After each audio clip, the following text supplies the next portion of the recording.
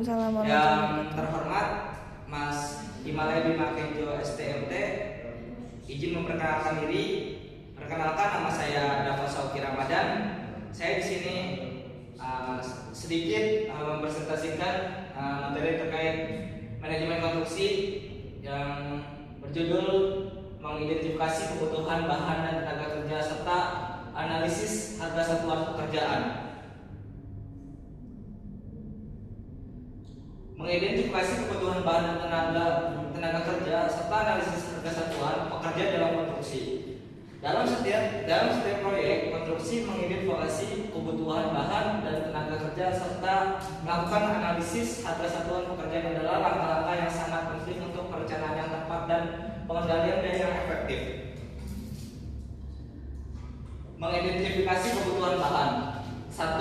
Mengontrol anggaran dan efisiensi biaya untuk mencegah pemborosan, harus menghindari pembelian material berlebihan. Dan perencanaan pengeluaran untuk material dapat dijadwalkan dengan lebih baik karena pembelian mendadak yang biasanya lebih mahal.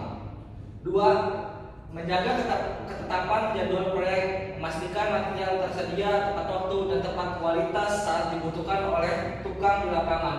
Karena hal ini membuat alur kerja tidak terputus, produktivitas kerja meningkat. Yang ketiga, memastikan kualitas konstruksi, kualitas material yang tepat adalah persyarat untuk kualitas struktur dan pembangunan secara keseluruhan. Oleh karena itu, hanya pilih material yang memenuhi standar teknis dan kualitas yang dipesan.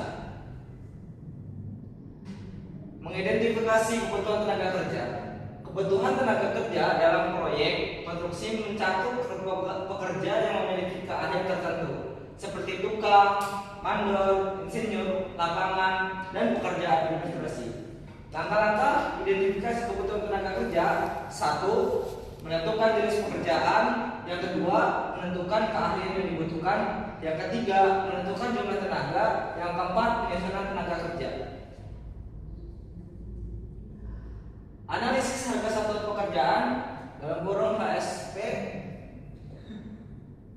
Dalam pembahasan keuntungan, perlu memperhatikan juga mengenai dasar penyusunan anggaran yang akurat, realistis, guna berpacu pada perhitungan detail setiap komponen biaya, mencerminkan kondisi pasar dan meminimalkan risiko kekurangan anggaran. AHS juga berfungsi dalam meminimalisir konflik dan klaim jika dilakukan dengan transparansi dan jelas, dapat mengurangi kesalahan pahaman serta AHS yang detail menjadi lampiran kontrak yang mengikat sehingga ruang disebut harga dapat diminimalisir. Penyusunan anggaran dan penjadwalan serta kebutuhan bahan dan tenaga kerja serta analisis harga satuan selesai. Langkah berikutnya adalah menyusun anggaran proyek dan jadwal pelaksanaan. Anggaran akan mencakup total biaya yang diperlakukan berdasarkan harga satuan dan jumlah bahan dan tenaga kerja yang dibutuhkan. Sedangkan jadwal akan mencakup waktu yang diperlukan untuk menyelesaikan setiap jenis pekerjaan. Kesimpulan: mengidentifikasi kebutuhan bahan dan tenaga kerja serta melakukan analisis harga satuan pekerja adalah kegiatan penting dalam perencanaan proyek konstruksi yang bertujuan untuk meminimalisir pemborosan, mengontrol anggaran dan memastikan kelancaran pelaksanaan proyek.